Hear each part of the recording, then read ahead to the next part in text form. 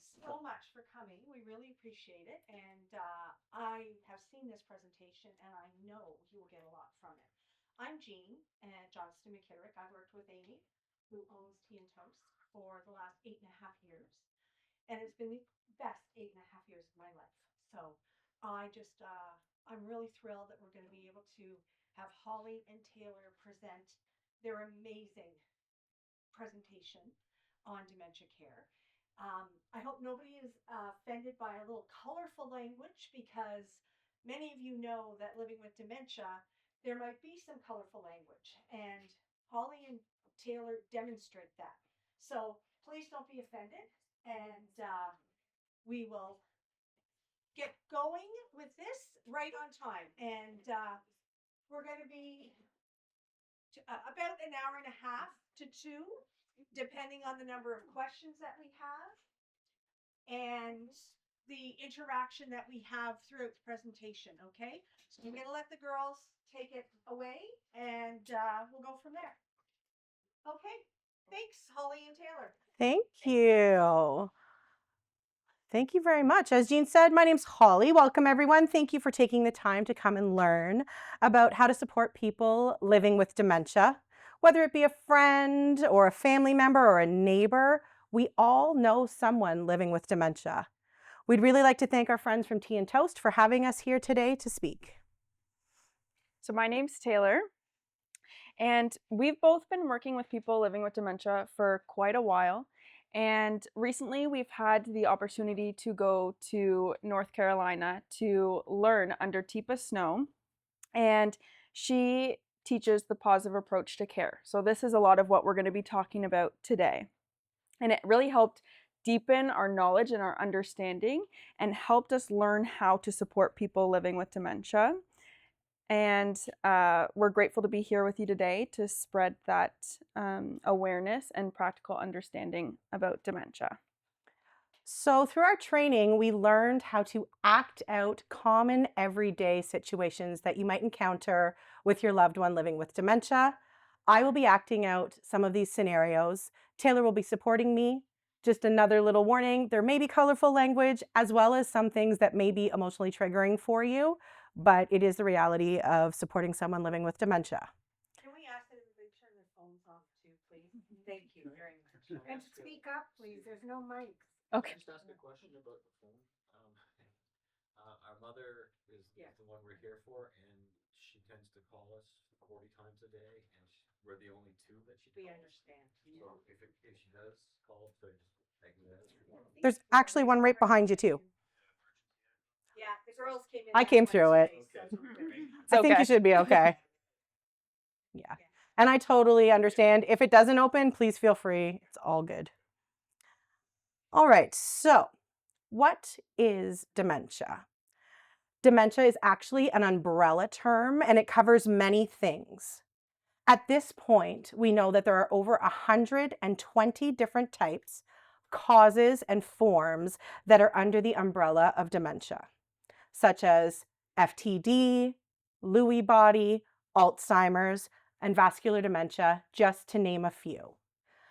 A changing brain is something that you may or may not notice. In fact, 50% of people living with dementia are unaware that they are experiencing changes. This is a condition known as anosognosia. So tell me something. How can we tell by looking at someone if they are living with dementia? You're right, you can't. Because dementia affects the brain's chemistry long before the symptoms show, dementia often looks like nothing has changed. But in reality, everything has changed. With the dementia, it can feel like the person is choosing to do things to hurt you or to make your life more difficult. But it might feel to them that they simply can't get their brain to do the things that it used to do so easily. So we know that there's 4 things that are true about dementia. So at least 2 parts of the brain are dying. It's progressive and it's always changing. It's a chronic condition, so nothing's going to turn it around. and it is terminal. So we're going to do a role play situation for something that is normal aging.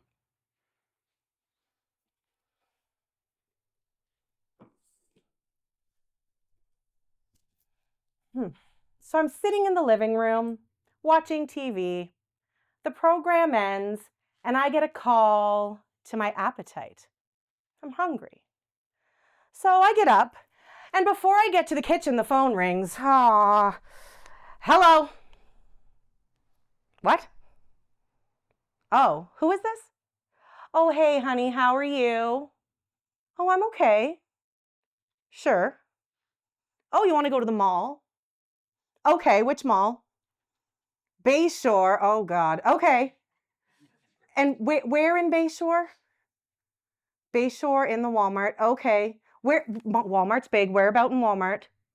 Men's department. Okay. Sounds good.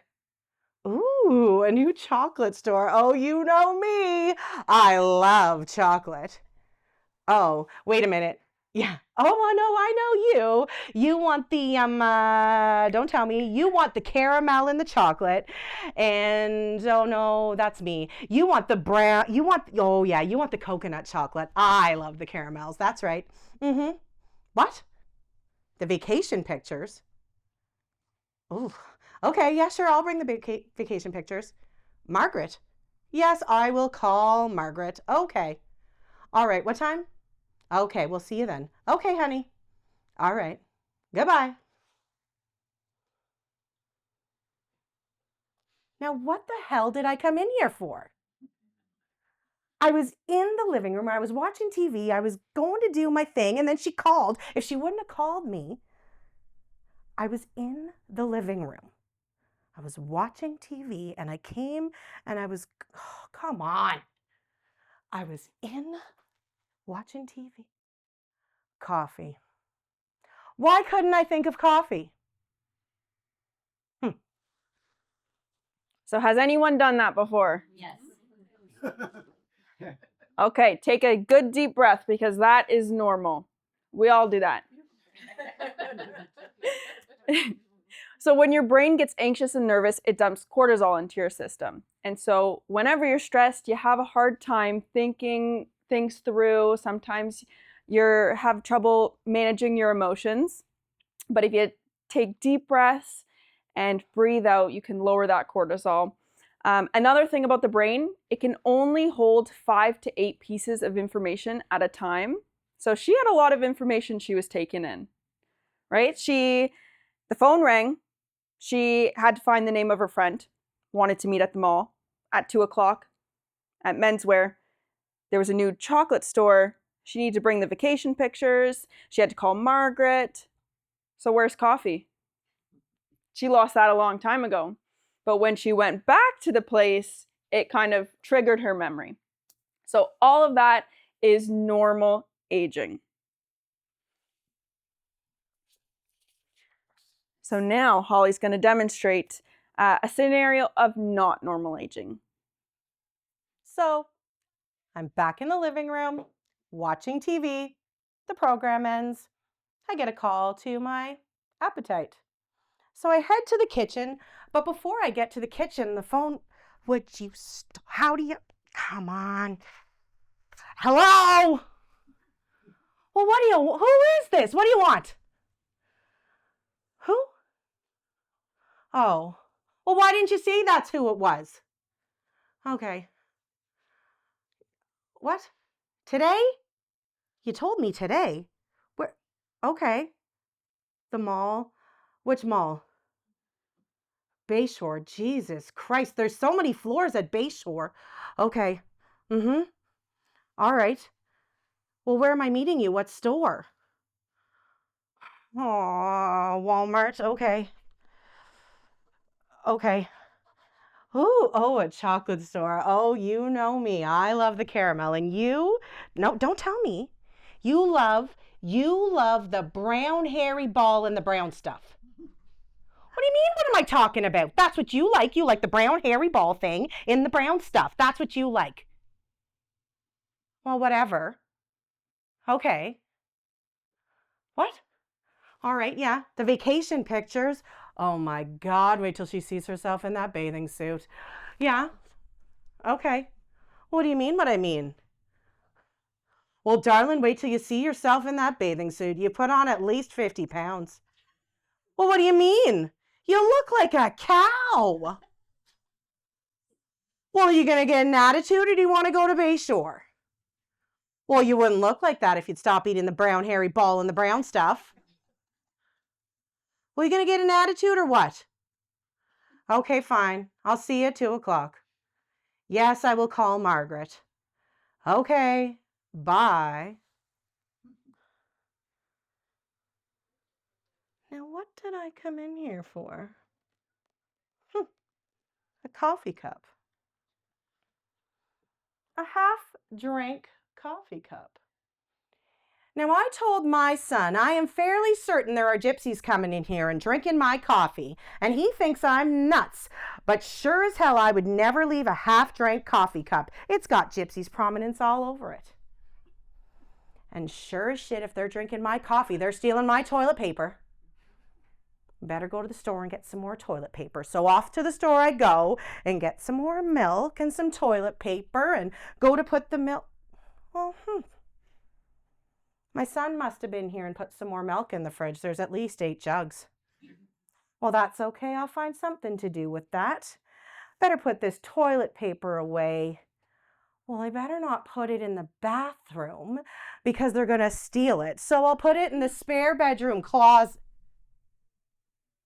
My God. This must be where they're storing it until they can get a truck to come and pick it up. Well, 2:15, the phone rings. Hello? Well, what do you mean, where am I? Where'd you call? Well, I'm at home. Where are you? At the mall? Why the hell would I be at the mall? We're in the middle of a snowstorm. You never told me anything about the mall. Listen, I didn't want to be the one to have to tell you, but I think it's time that you make a doctor's appointment. I think you've got that dementia. What do you mean? What do I mean? Well, whatever. Goodbye.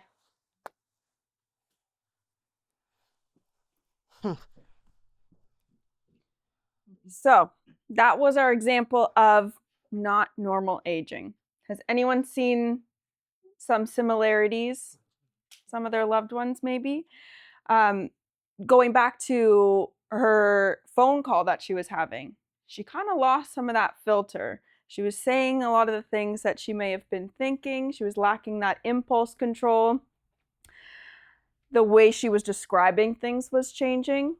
The brown hairy ball and the brown stuff.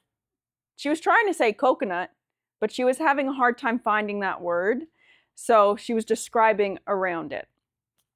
The paranoia with the gypsies, right? She thought people were stealing things from her. So some of those early warning signs of dementia, we see worsening judgment. So they're not really thinking things the way that they used to. Difficulty problem solving or reasoning, misplacing things, or even putting them in odd places, like putting the car keys in a freezer.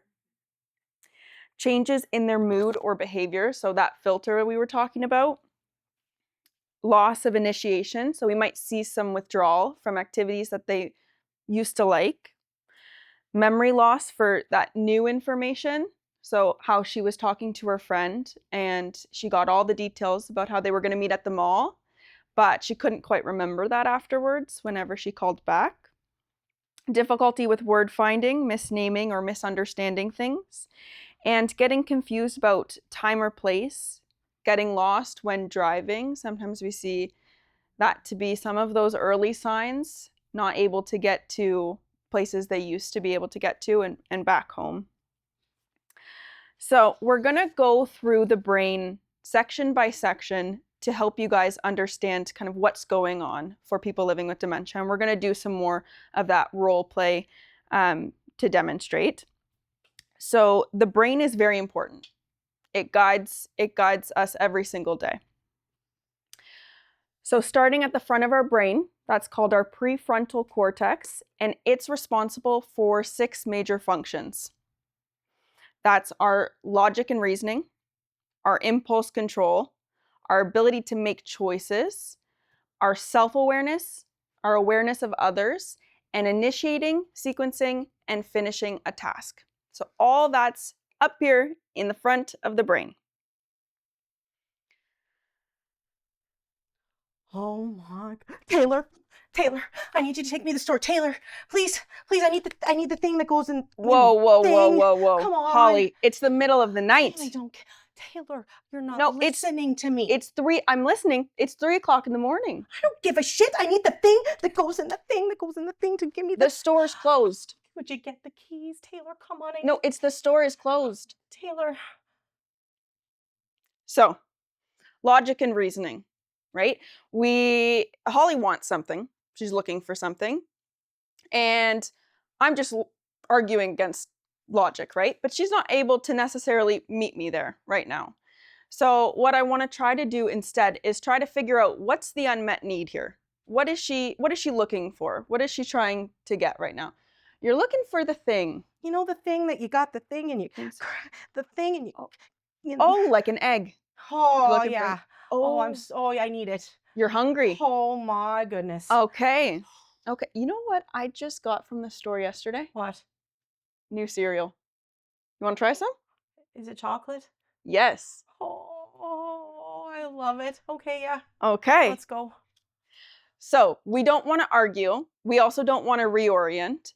We want to join their reality, lead with compassion, and validate and reassure. Because really, she didn't just want to go to the store. She wanted something to eat. She was hungry.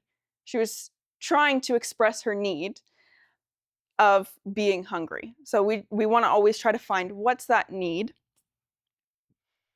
So that is our ability to have logic and reasoning.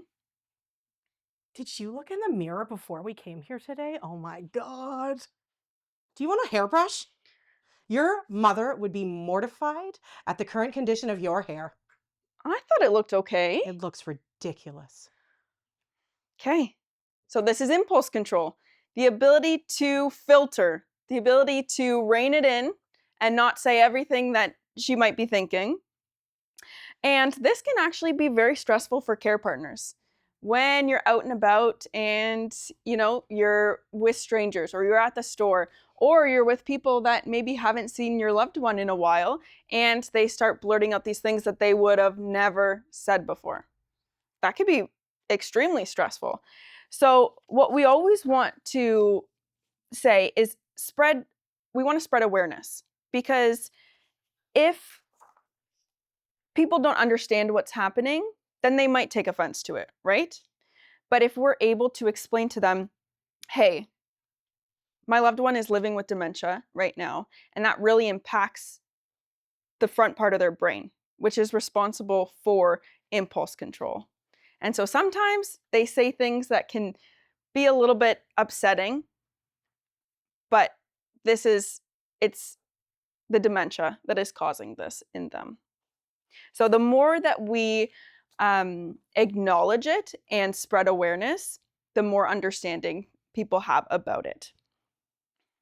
We also want to learn how to respond and not react, because when someone insults us, we can be quick to kind of get our back up about something because it's upsetting to us, right?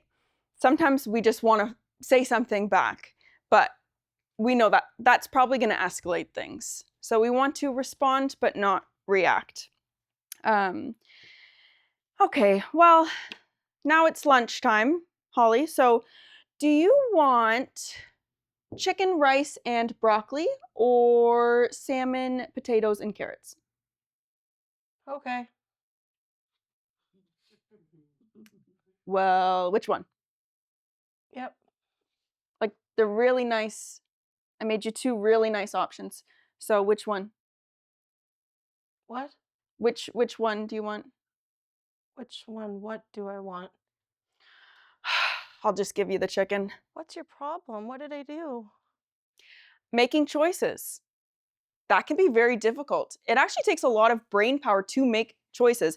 And that was actually a complex choice I just gave her.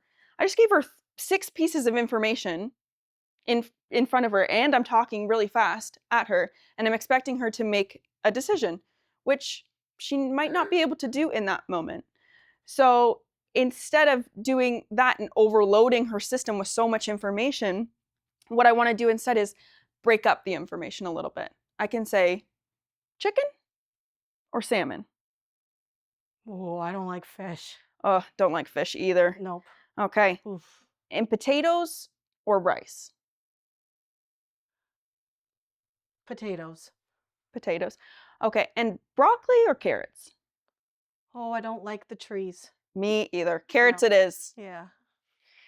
So we want to make sure that we still want to give choice, because we're not here to take away people's choice. It's still very important to people to make decisions throughout their day, but we just want to do it in a way that they are going to be most receptive to.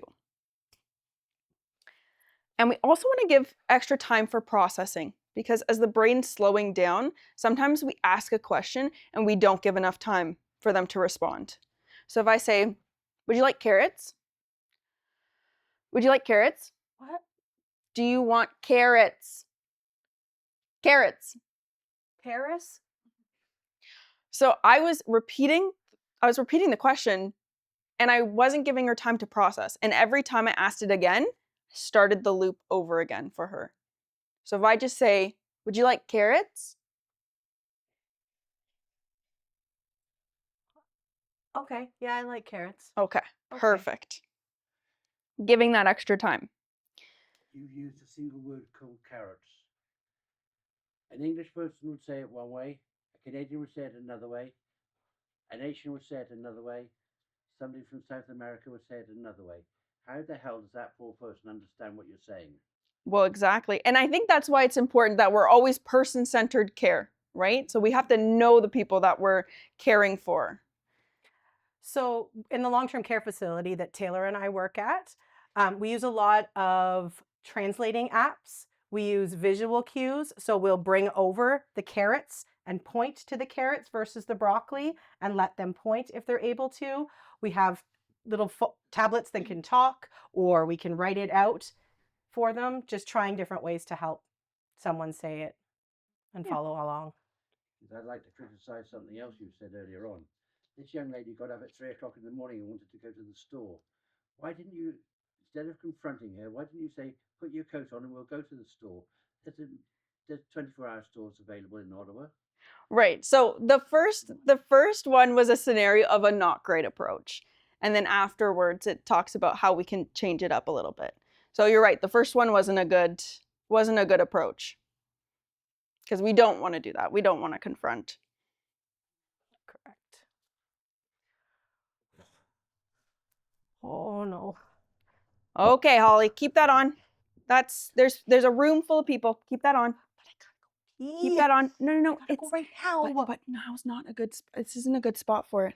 Come on, let's go. Self-awareness. So knowing what's appropriate in whatever environment that she's in. So we don't want to be doing that. We don't want to be saying no. Because right now she's having that need. She's wanting to go to the bathroom, it seems like. Oh, you want to go to the bathroom? Yeah. It's right over there. Oh, can you show me? Come with show me. Come with me. Right? So going back, finding what is the need behind the behavior. What is she telling us right now?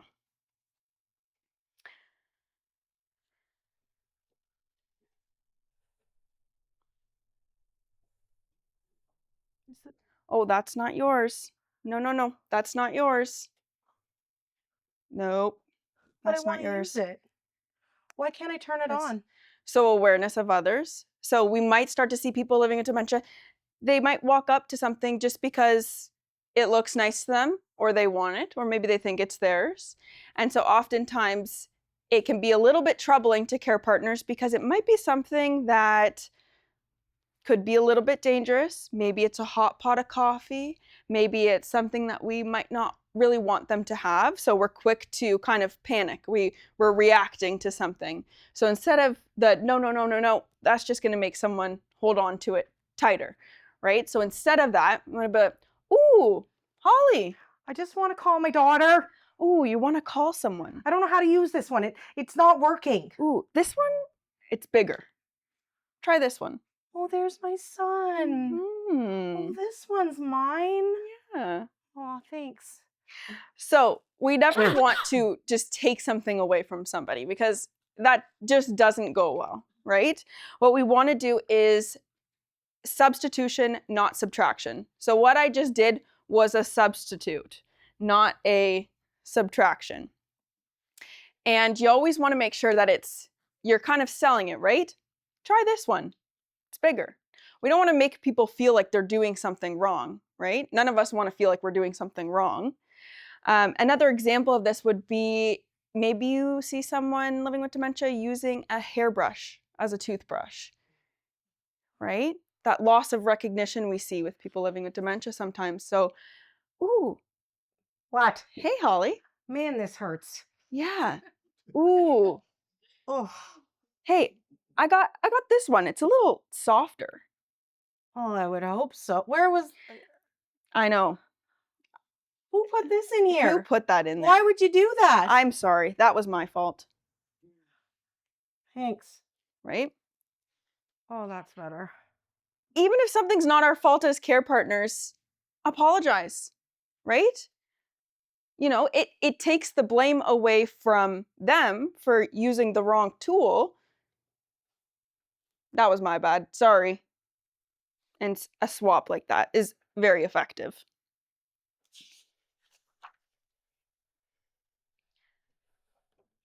All right. It's supper time now, Holly. What? Enjoy your food.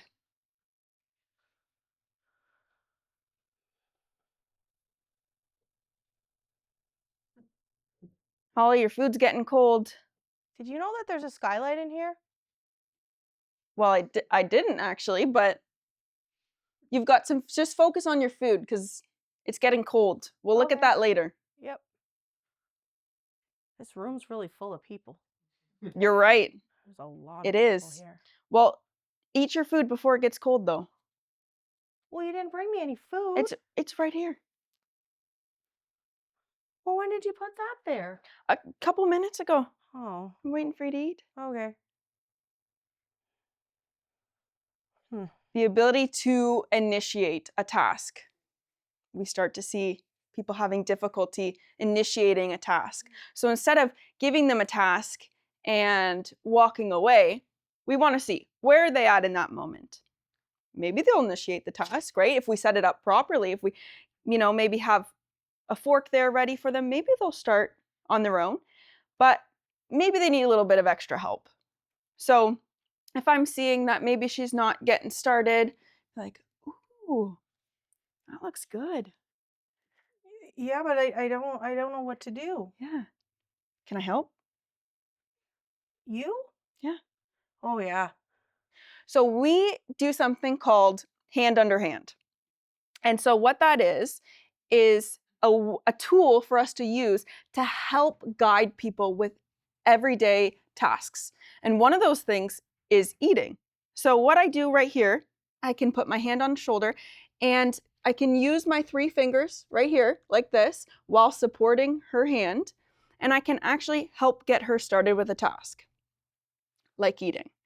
And maybe once I get her started with the task, she might actually be able to keep going because it's the brain having difficulty starting. But once she gets going, she might be able to keep going, or maybe she needs a little bit of help throughout the day. Just depends where someone is, if they're having a good day or a not so good day, and if, depending on where they're at in the progression of the disease. But we start to see people having difficulty with that start button. So we become the starter button. Okay, so just to recap our prefrontal, those 6 functions that we just went through, that's our logic and reasoning, our impulse control, our ability to make choices, our self-awareness, our awareness of others, and initiating, sequencing, finishing a task, and moving on from it. So the next part of the brain we're going to talk about is the sensory motor. That takes up actually the whole upper part of your brain. So it controls your movement. It tells your body what to do and when to do it. It's your hand-eye coordination. So if I see someone with a really nice pen and I'm seeing it, I might want to walk over and touch it. Or if you have a really nice necklace on, I might just go right for that. I'm not being a pervert. I'm going after your necklace because I like it. That hand-eye, it's like a magnet. It is losses. So a lot of times if you walk into a retirement home or you're supporting your loved ones and you see that they're sitting kind of funny, they're not really aware of their position. They're starting to slide out this way or slide a little bit out of their wheelchair or lean over. They're not even really necessarily grabbing that their body's doing in that. They're just not really aware of that positioning anymore. It could be ability to express pain. So sometimes people living with dementia aren't able to tell you where that pain is. They can have an excruciatingly sore back and they're just yelling or crying and not able to tell you because their body is not able to locate where in the body that pain is. It's preserved abilities, so that need for sensation. So when I had to pee a few minutes ago, it was now. There was no warning. It's coming. Pants are coming off. We're doing it now. It could be your loved one sitting at a family dinner and all of a sudden all the shirts come off and we're sitting in a bra. Hot and cold. Their sensations are monitored by that sensory motor. It's not the same as ours. They're not trying to embarrass you. They're not trying to be a flasher. It's just that temperature regulation is very extreme. So things that we can try for sensory regulation, that hand under hand that Taylor was just showing us, you can actually use that to brush teeth as well, right? Brush hair. Take something off their pants. Sensory blankets, fidget blankets. They actually have something called a twiddle mitt as well. It's just like a little tube with little things inside. Encourage people living with dementia to do activities that they always did, muscle memory. You'd be surprised to know that someone can sit down and all of a sudden play the piano. Fantastic. Operate a sewing machine. There are some things people will say, well, that's kind of risky, giving my mom a sewing machine. She's going to sew her fingers together. You're going to let my dad use a hammer and nails, Holly? Are you serious? He's used a hammer and nails for the last 80 years. I can promise you he can do it better than I can, right? Things are very familiar. Coloring, knitting, gardening, and providing support, meeting them where they're at. So maybe if it's sitting down at the piano and they're only playing one hand, they're playing with one hand. If you're holding the machine or the material while they're sewing, that's okay. You can work together on it. Okay, so now we've talked about the prefrontal lobe, the sensory motor, and now we're moving to the back of the brain called the occipital lobe. And that is responsible for what we see. So all of our visual data is processed here. And if you're 20, 25 years old, you might be able to stick your arms out and you might be able to see your fingers wiggling if you're looking straight ahead. But as you age, you have to start to move your arms in until you can see your peripherals. So this continues, your peripheral vision continues to reduce to about here when you're 75 years old. For people living with dementia, even in early stage dementia, some people don't even have a diagnosis at this point. They're down to what's called scuba vision. So they've lost a lot of peripheral vision. And so even in early stage dementia, when we start to see falls happening, it might be because they really just didn't see something there and they tripped right over it, right? They've lost that peripheral down here. They've lost the peripheral over here. So that's why we start to see even more falls happening. Early stage dementia. About mid-stage dementia, we have even less of a visual field. We're down to about this much, which is binocular. So if you go from scuba to binocular, you'll see how much more vision loss there is. right? And so if we think about some of the things that we're doing, and say Holly's sitting on this chair and I bring her a plate of food and I set it down right here, she can't see the food at all. I can, however, see your pretty pen and might get out of my chair to go get it. Holly, sit down. Holly, sit. Why isn't she eating her supper? Holly, sit down. She doesn't see her supper, she sees the pen, right? And when we come and try to help people with things, like say we're coming in, oh, well, she's not eating, so I'm just going to give her some food. Oh, well, goodness, what? Oh my gosh, What she is hit wrong with you? That came out of absolutely nowhere. Well, mind your business. My gosh, right? She doesn't see it coming at all. What Same is thing, your problem? if we're just fixing something on someone's shoulder, didn't see us coming. If we're like, oh, hey, Holly, how's it going? Ah! It's terrifying, really, right? So mid-stage. I just have a question. So my dad is, he's had a driver's test that his vision, he's got macular degeneration. He needs to do his driving test. He missed it last week because of the snowstorm, but now he's delaying doing the test. He's 86. Um, is there any relation to so I have a couple questions. Do all people with dementia have this narrowing of peripheral vision, and how is that related to macular degeneration? Do you know? Yes. So we will answer it at the end. Yeah, thank you. But yes, all people living with dementia kind of go through. And then if there's other kind of eye conditions on top of it, then it also adds to that and kind of worsens it. Thank you. Yeah. So we start here, we move to binocular, late stage dementia, we're down to one eye. Okay. And that really starts to mess with your depth perception. So, Oh, come on. she might think something's closer than it is, or she might think something's farther than it is. And so think about that as we're walking and say this is already where we're seeing. And so we start to see people, maybe they're looking down more at their feet at this stage. And as they're walking, they might think that they're avoiding something, but they kind of misjudged. And so now they've maybe had a fall, or they're getting stuck in certain areas because they're getting stuck with the changes on the floor. So we see that in later stages of dementia. And this can also be difficult if we're assisting with meals as well, because even if we've kind of corrected our approach, even if we're doing an exaggerated scoop of food and bringing it within her field of vision, she still is having a hard time with depth perception. So she might not be able to judge it when the spoon is actually coming. So it's still, even then, might be startling. So again, how we've shown our hand under hand, we want to use this because this helps make the connection in her brain, what's happening, when it's happening, right? So if we do the scoop and we bring it up, her brain knows when the food is coming to her mouth because she has that muscle memory from all those years of doing that skill. So what we want to make sure that we're doing is that we're always approaching people within their field of vision, wherever they are.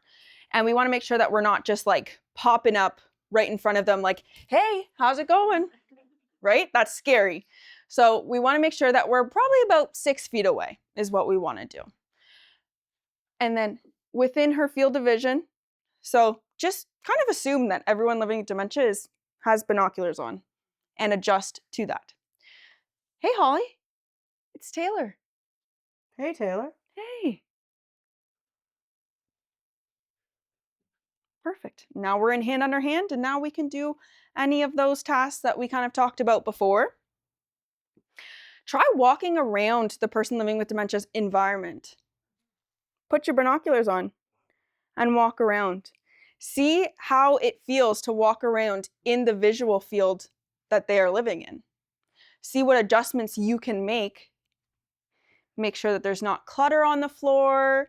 Some of those short furnitures, those can be a little bit difficult. Just see what you can do to adapt. If your loved one's in a wheelchair, it's also beneficial to sit in their wheelchair if they're not using it at that moment, because there's a lot of things you may not realize they're not seeing, right? They may not see the exit to the room or where the light switch is, because if I'm in my little wheelchair and the light switch is up here, if I do this, that's gone. I don't see them. So we take things for granted because we can see everything, right? So if you scoot around in your wheelchair, there's little things too, carpets, corners, tight areas you may not have noticed. Absolutely. I just want to add something to what you said. I've never had depth perception. I have monocular vision and I have an intact brain. And when someone comes up to me quickly or comes up on the left side, which I don't see, I still have a startle reflex. So just to add to what you're saying, Yeah. we just don't see things coming. Absolutely. Thank you for that perspective. Yeah. So this approach we're using, that 6 feet realistically, is just kind of common sense for everyone, whether they're living with dementia or not. I have a really big jump issue. People walk up behind me and I hear them coming and I still startle. That's just me. So by you stopping at 6 feet, for me personally, is great. That's kind of how we should just interact with humans in general. Absolutely. Okay, so that was the occipital lobe. I think you got one more question back there, Tay. It's not so much a question, but it's a continuation of this lady's comment. Mhm. So, my mother has macular degeneration, wet in one eye, and so her retina is fractured. As soon as you get a wet macular degeneration, your retina fractures, and you see multiples of one thing. So just so that you're aware that that's something that's happening. I have no idea how many times I've driven them out of their apartment to go someplace, and they keep on commenting how the church has got more spires in it since the last time we were out. Because Yeah. they see multiples. Oh, Wow. absolutely. Yeah, thank you. Okay, so occipital lobe, those are all those changes. Scuba, binocular, monocular. Now we're going to talk about our temporal lobes. They're on either side of our brain, and they're very different. And dementia actually attacks the brain asymmetrically. So we actually lose more on the left, and we retain on the right. And both sides have very different functions. So we'll talk about the left. This is the side that people living with dementia are losing. So that's formal language skill. That's the words that we use. Our comprehension, so our understanding of those words, and our speech production. Those are the words that we're saying. The first thing to go are nouns. People living with dementia are actually getting more from what they see than what they're hearing. So we always want to start with visual before the verbal, because we like to talk, right? Sometimes we talk a little too much as care partners, and we think that they're understanding what we're saying, but they're actually watching us while we're saying it.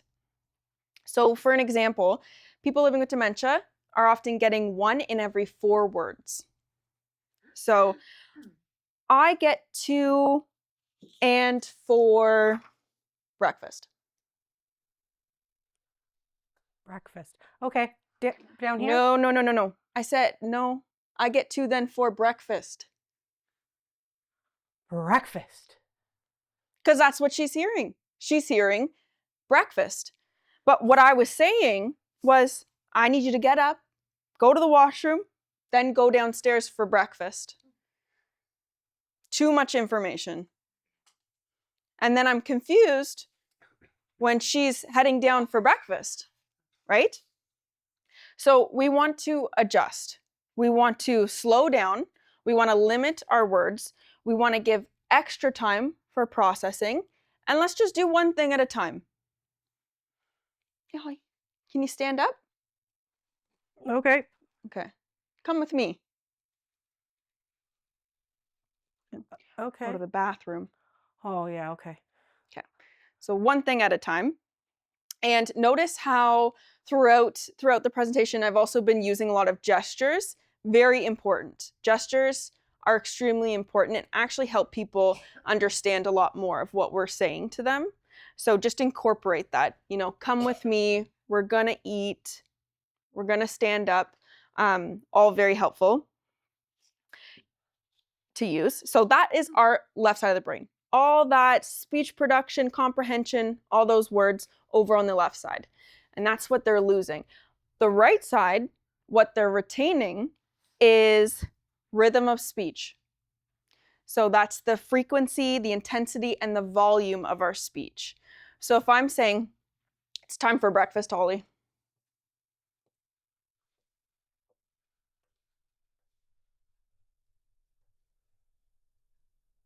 What's wrong?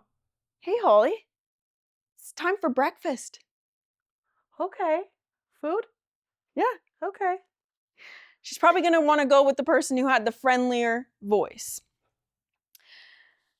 Social chit chat, turn taking. So that's on the right side of the brain. So sometimes you'll see people living with dementia are really able to have those social chit chat. Hey, how's it going? Not bad, you? Oh, pretty good. How's the kids? Oh, they're good. They're good. Going to school. Oh, good. yeah. Yeah. So you might see people, actually really thriving in some of that social chit chat because right side of the brain. Could be your family members only seeing that and going, I don't know what the hell your problem is. There's nothing wrong with mom. Mom's fine. I asked her how she was. I asked her about the kids. Everything's fine. They're only seeing that little surface. They don't see everything else. Exactly. Forbidden words. Those things you were never supposed to say. You didn't store them with the rest of the words. You stored them on the other side because you weren't supposed to say them with the rest of the words. So that's why they start to come out right side of the brain. So swearing, racial slurs, all those things that you never were supposed to say. Sometimes we start to hear those coming out more frequently. Music, poetry, prayers, and counting. That's a real gift in dementia care. We see people sit down at a piano and play songs or sing full songs when they're having a hard time having full conversations. So that is a really good tool that we can use as well. And those autonomic things like a handshake.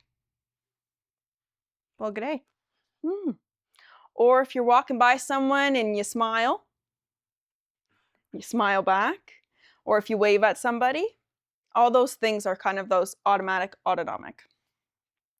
So want to make sure that we're focusing on the way that we're speaking, friendly, not bossy. What we say is actually less important than how we're saying it. We want to understand why the forbidden words are coming up so that we can educate others, because it can be a little distressing for some people if they're not understanding why it's happening. We want to use the music, poetry, and prayers because it can be very important for them. And we want to use a handshake to introduce ourselves. And especially if we want to kind of get into their bubble. If we want to help them with something, a task, maybe eating, we want to get that permission first. And so this is a way that we can get that permission. And when she reaches her hand out, she's given me the opportunity to come in and the permission to come into her space and help her. What if you don't get my hand? And if she doesn't give her hand, what's that telling me? She doesn't want you in her space. She doesn't want me in her space. And so I can talk from here. So just to recap, because I know this is a ton of information being thrown at everybody, the left side of the brain, we're losing. That's our speech production, our words, our comprehension. Right side of the brain is rhythm of speech, social chit chat, music, poetry, prayers, forbidden words, and those autonomic. I just would like to point out one thing. People don't realize that when you start to have hearing problems, you should do something about it right away, because you lose sounds, and if you lose a sound, we're no longer children learning with a plastic brain. You've lost the sound. You will never get it back. Mhm. So I was shocked at 50 when I had to start using hearing aids. But you know what? I was also embarrassed. And it was a colleague of mine who talked me into using the hearing aids. Mm-hmm. And if I hadn't, I'd be like my father now, who can't pronounce words because of Alzheimer's, but long ago because he lost the sounds. Yeah. Mm-hmm. So just be aware that some of these things might be actually because they need hearing aids too. Mm-hmm. Absolutely. That's a great point. The next part of the brain we're going to talk about is deep down in the core of your brain. It's actually called the hippocampus. Kind of a crazy word, but it's called the hippocampus. So that's the part of the brain that takes your memories in, brings in all the information and retains it. It's the time of day, tracking of your time of day. There's a lot of time in your life. Has anyone ever experienced your mother all of a sudden, or your husband looking for his mother? She's 90 years old, right? And you're annoyed at this point. It's 3 o'clock in the morning. Why are you looking for your mother? Your mother's been dead for 50 years. Well, now we're just fighting, right? The layers of time are now all kind of getting smushed together. So I could be sitting with my daughter and my grandkids looking for my husband who's been dead for 50 years. All those layers of time are mixed and molded all together. It could be time of day, time of the week. Okay, Taylor, it's time to go for your shower. I'm here to pick you up for your shower. Oh, well, I already went this morning. No, Taylor, it is Saturday morning. I pick you up every Saturday morning for your shower. Let's go. Yeah, I already had it. So bring someone else. I don't know. Right? To Taylor, it could potentially, some people say Groundhog Day, that repeating day.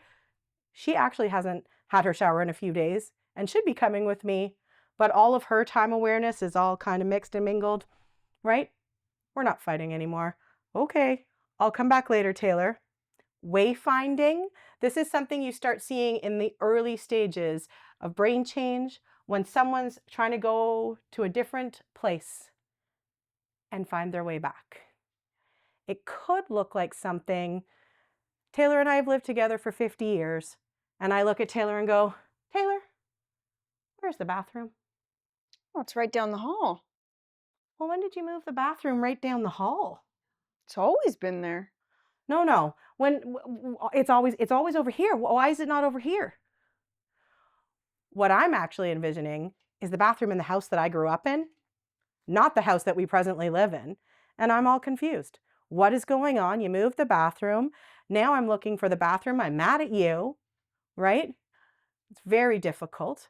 Could be people getting in the car and going for a drive and driving till they run out of gas because they're not quite sure where they're going and they're not able to find their way back. And they've been driving for 3 or 4 hours and only think they've been gone out of the house for 20 minutes or so.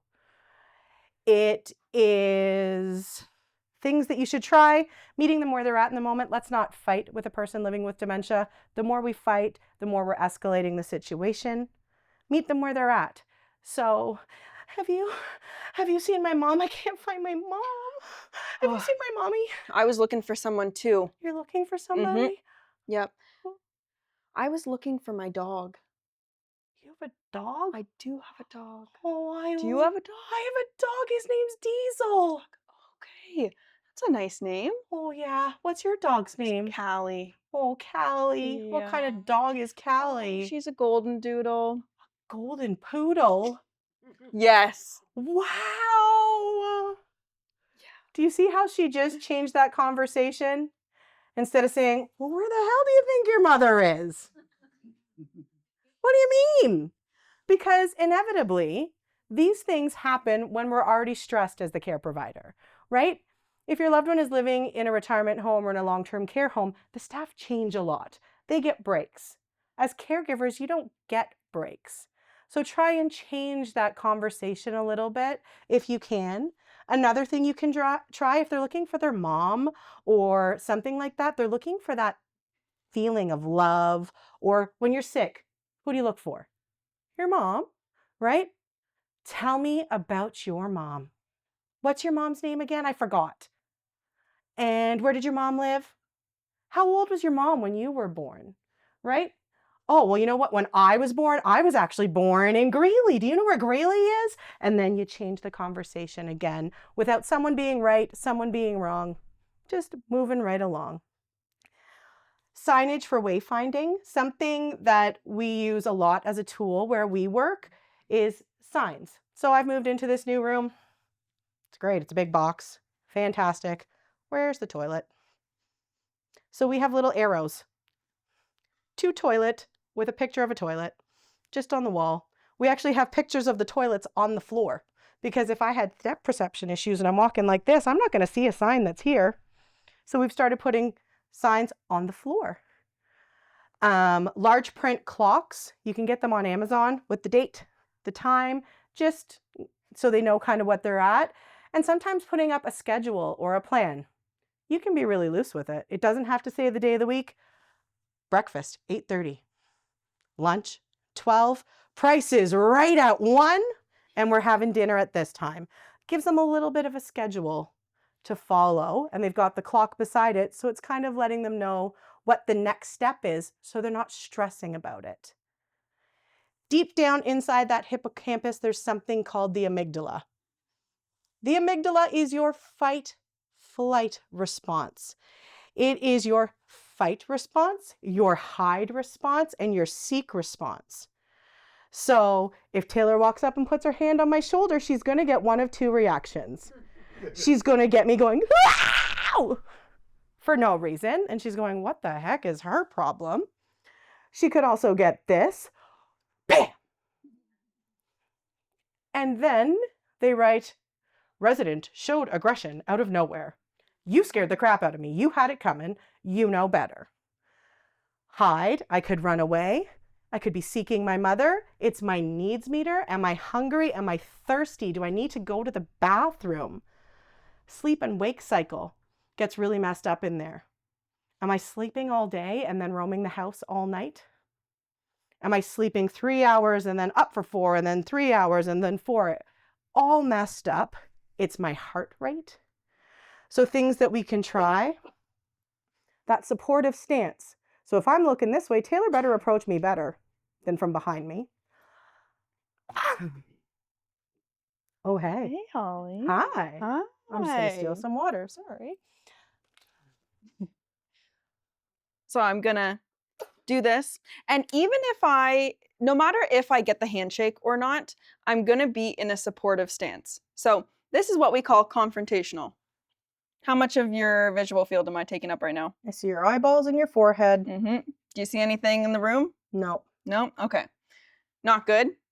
If she wants to try to find a way out, she can't. I'm in a very confrontational stance right now. But if I drop a shoulder back, how does that feel? A lot better. I actually only see half your face. I see the door. I can see Jean. Perfect. So this is our supportive stance. So even if we're just standing here talking, we want to make sure that we drop our shoulder back and are in a supportive stance. What do we normally do if someone's upset? It's okay. Let me give you a hug. Everything's okay. Everything's okay. Even worse if I'm not a hugger. Right? Even worse. Get out of my space. Right? That's what we try to do. Everything's okay. Don't worry, Mom. It's okay. Put your head on my shoulder. Everything. It's okay. It's okay. It's okay. It's okay. You're scaring the crap out of me. That's enough. Something we like to say is know your agenda. Don't show your agenda. Right? Know what you're going in there for. But if you go in there because maybe I've wet my pants and I'm really upset about it, right? You don't need to be like, hey, Mom, you peed yourself. We got to go. Come on, bathroom, Mom. You peed yourself. It's time. Mom. You peed yourself. Mom, we're in a library. You're full of pee. We got to come. You're full of pee. Well, then let's get in the car. I'm not going anywhere with you. So I know what my agenda is. Clearly, she knows what it is now, too. No point in arguing. I could grab her coat. Hey, Mom, you look a little chilly. Let's just put your coat on. Oh, yeah, I kind of am. You know, and we're going to go and get in the car. Is that okay? Just going to do this up for you. Yeah, let's go get in the car. Yeah. Right? We'll get in the car and go home, get something warm to eat. Sounds good. Knowing my agenda. That's a lot better than being like, oh my God, this is bad. Right? Because inevitably, she's going to start swearing. The more I stress you out, then all that retained ability with my fight or flight. And then you're like, oh my God, I can't believe this. My mom is a United Church member. All the church ladies are here and she's cursing like a pirate. Right? And peeing more. Right? Because she's mad. Right? A little bit more dignified way of doing it. Be flexible. Stop and go. Had she said she didn't want to put her coat on, we're not putting the coat on. Not going to force you. What's the point? Stop.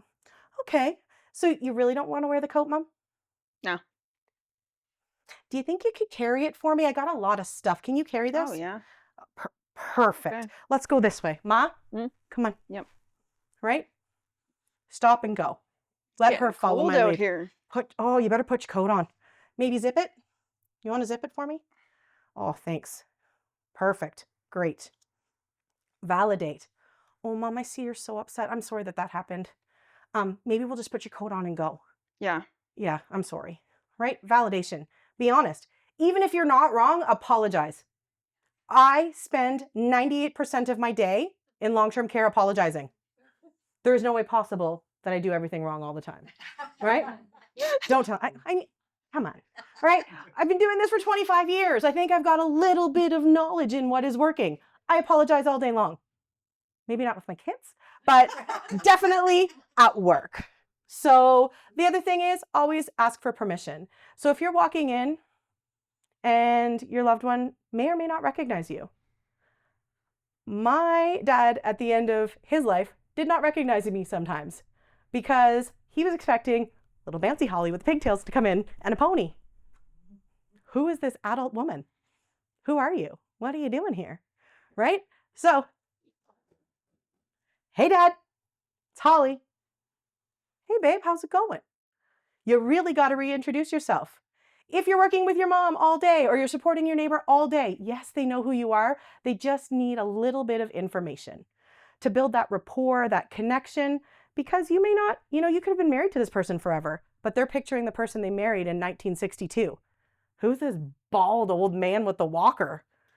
Right? I don't know who that's not my husband. Are you kidding me?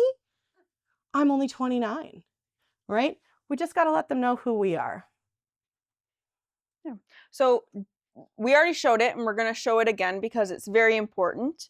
And what this is called is positive physical approach. So this is the positive approach to care that we were talking about, this training.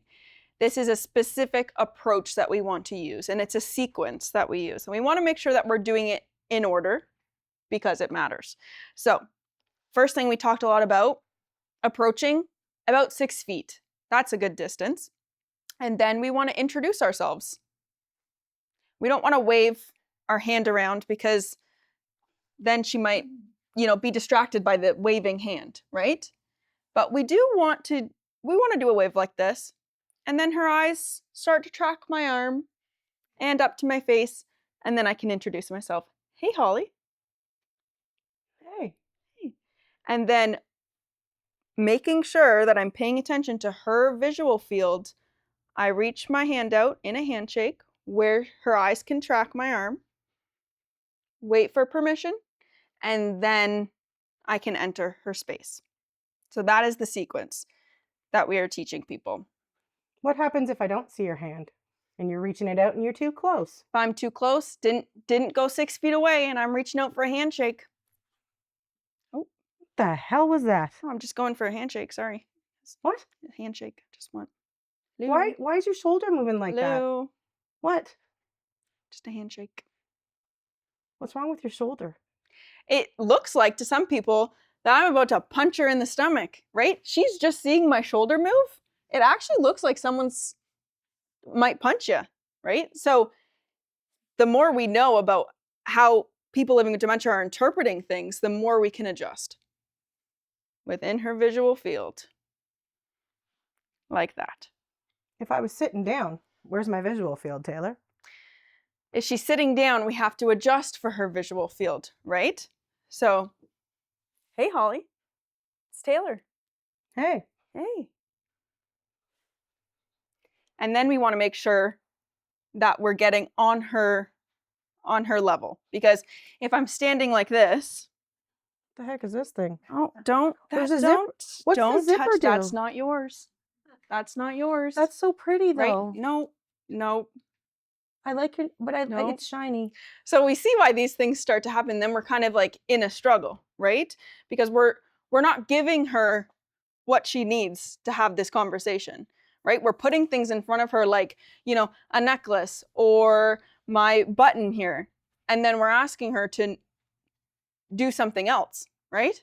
So we want to make sure that she can see us and we can have that conversation on her level.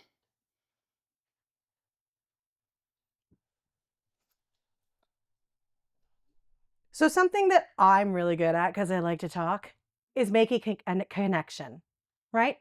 Good morning. I'm Holly, and you are Taylor. Taylor.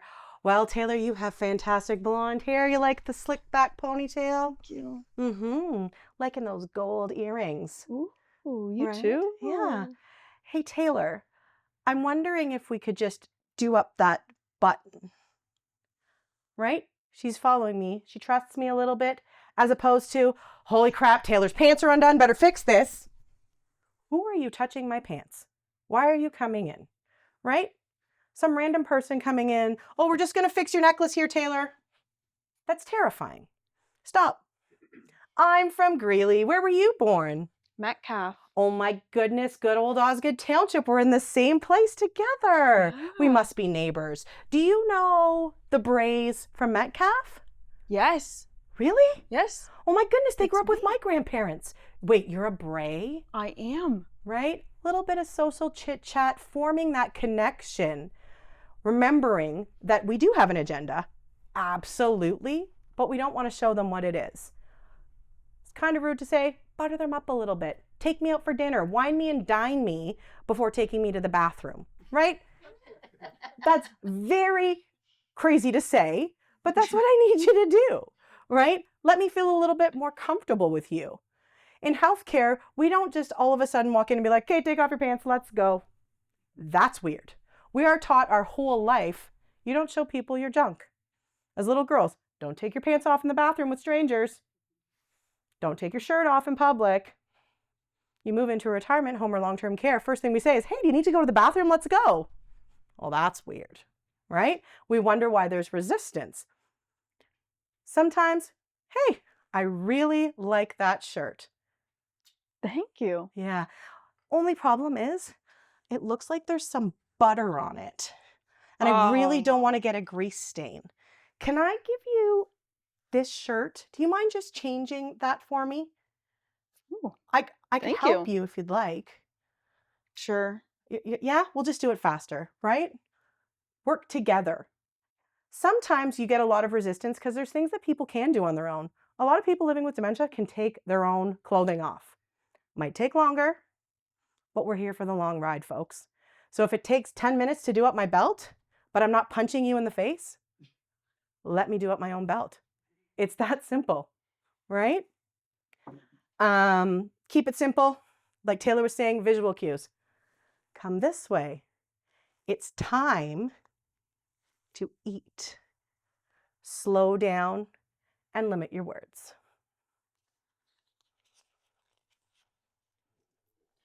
Okay.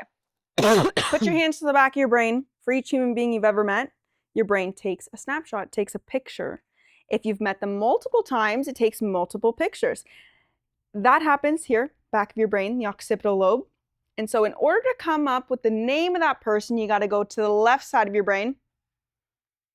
And you got to go down the file cabinet for names. They need to sort down the list of names, find the one that matches that picture, match it up. And then out of your mouth from this side comes, hey, Holly. That's a lot. Here's a reality check. The speed of processing lowers over time, and it's basically 0.5% per year from the time you're 25 and on. So by 40 to 50, you're starting to notice the speed of processing is starting to slow down. And so you go into your brain to get that data, and you're clicking the mouse trying to get that information, but let me tell you something about that mouse. You can't click it as fast as you used to, and you want to tell me something, but I can't think of what it is that I want to tell you, and it starts with the letter T. You're on the phone and your name starts with the letter T, but before I get stressed out anymore, I'm just going to say, hi, sweetie, how are ya? Right? Because I'm stressed out. And you're aware that I'm cheating now, but I don't want you to be aware that I'm cheating. I'm smart. I'm using that automatic response to cover up for the loss. You might call me on it. This is something we see quite often. Hi, Mom. How are ya? Which one am I? Who likes feeling stupid? Who wants a quiz first thing in the morning? I have 7 daughters. I have no idea who you are, and now I'm upset. If we call on the phone, this is something we do all the time. My kids do it all the time. Luckily, I can tell their voices apart, but if I'm, 20, 30 years from now, I might not be able to. My boys both go, "Hey, Ma." Hello? Which one is it? And you're upset that I don't recognize you right away, and then I'm upset that you're upset. So what can we do? "Hey, Ma, it's Holly. How are you?" That's how we used to use the phone, right? We've lost our manners. A lot of people don't even use the phone anymore. They text. "Mom, I'll be home at 11. Fantastic. At least the phone tells me who it is, right? But where are we going to be 20 years from now? Just introduce yourself. "Hey, Ma, it's Holly." Absolutely. What happened? How would you deal with a situation where your mom calls and she says, "Oh, hi, I can't remember why I was going to call," and then she gets all upset and cry. Mhm. How do you deal with something like that? I would just figure out things that you know she likes, right? "Mom, it's so nice that you called me. It's a beautiful day." Or, "Mom, it is snowing again." And maybe just warm the conversation that way. You can tell her something that you've told her 100 times. She may not remember. So, "This is what I got for Christmas, and I'm going here in March. Mom, how are you feeling today?" Just asking questions because she doesn't want to feel stupid, right? "Mom, it's okay. You don't need to get upset. Do you know that today I'm going to Walmart? The lines are going to be ridiculous in Walmart." When's the last time you've been to Walmart, Mom? Just engage her in conversation, right? Kind of ease that distress. So validating, "I'm sorry that upset you, Mom. You know what I'm doing today?" Just change the conversation. Odds are she'll probably follow you. Yeah. So things we need to do, again, similar to what you were just asking, showing compassion. Yes, sir. You made an assumption. Sorry, my voice is going. That's okay. You made an assumption that people have iPhones with them all the time and they can use them. iPhones have left a generation behind. They have. Yes. So even if you're on the regular phone, house phones, I still have a house phone in my house. Most people don't. Too. Fantastic.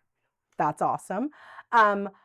Always identify yourself on that as well, right? That's one thing we're just trying to point out. Make sure you're identifying yourself on the phone or greeting someone in person.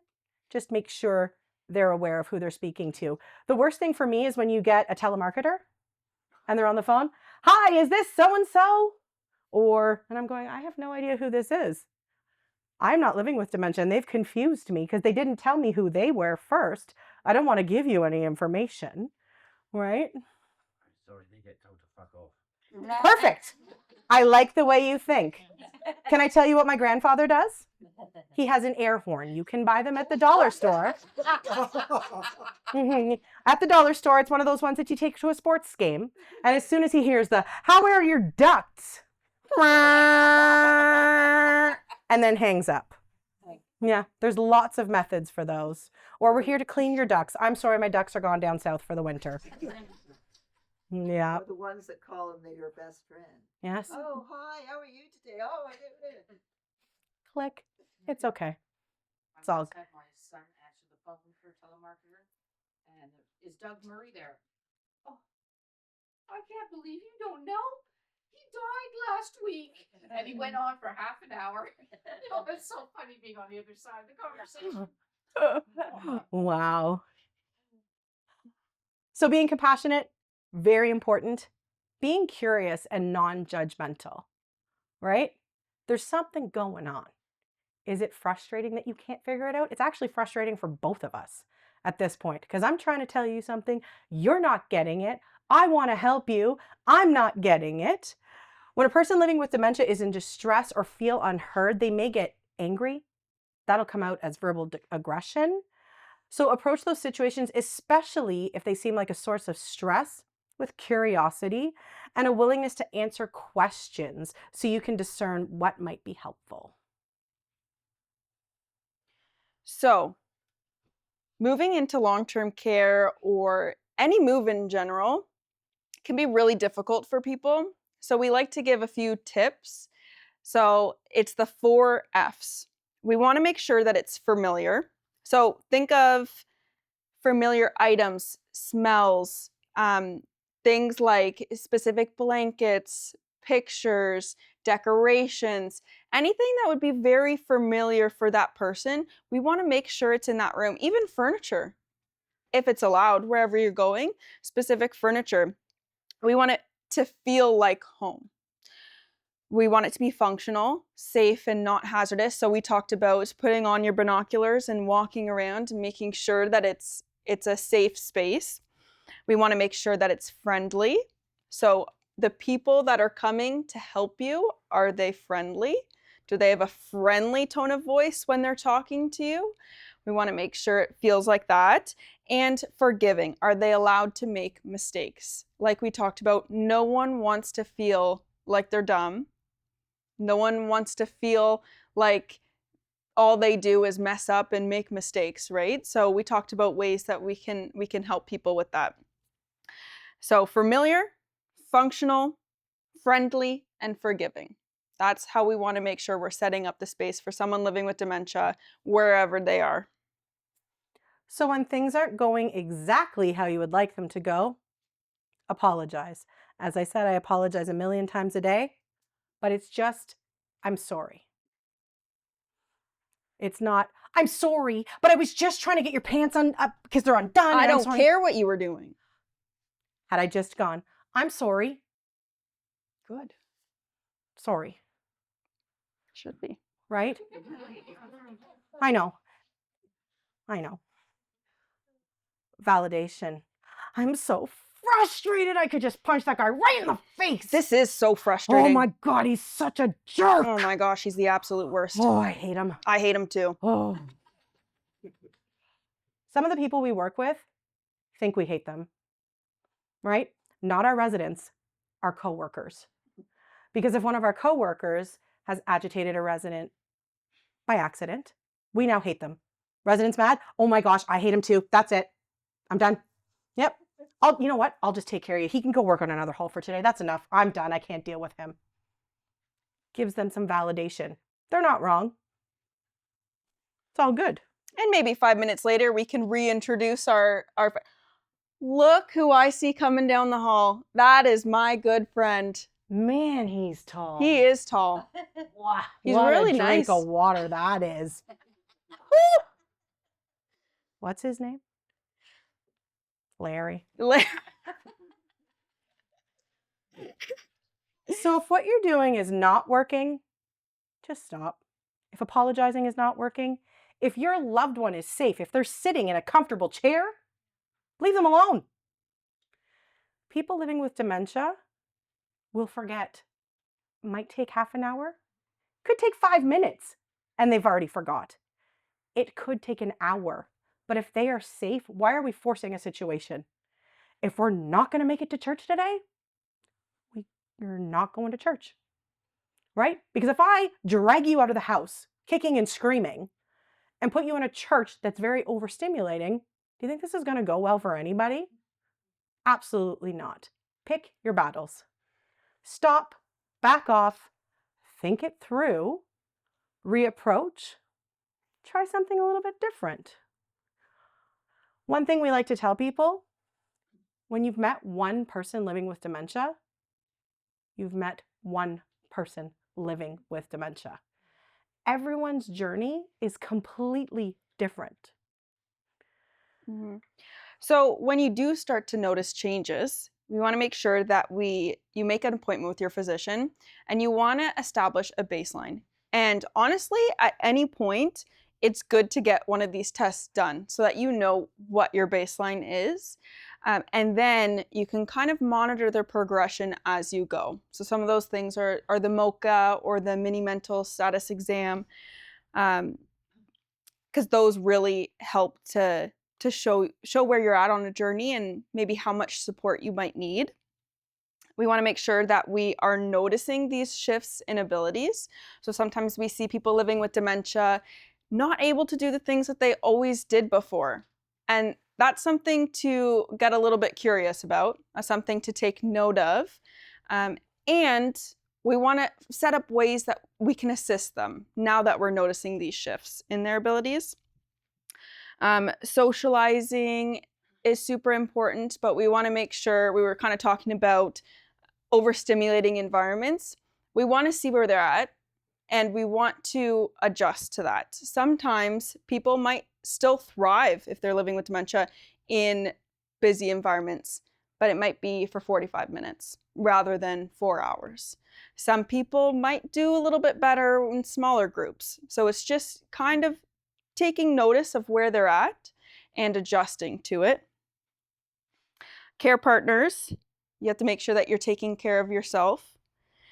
Understand the symptoms and progression of the disease, and build skill in caregiving and communication interactions like we were talking about today, and using those local resources like Tea and Toast to help you navigate throughout the journey, and setting limits for yourself.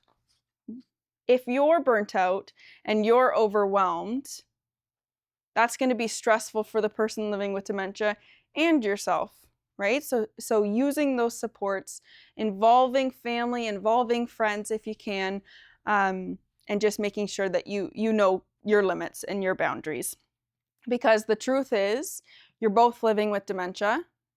Just one of you is on the inside and one of you is on the outside.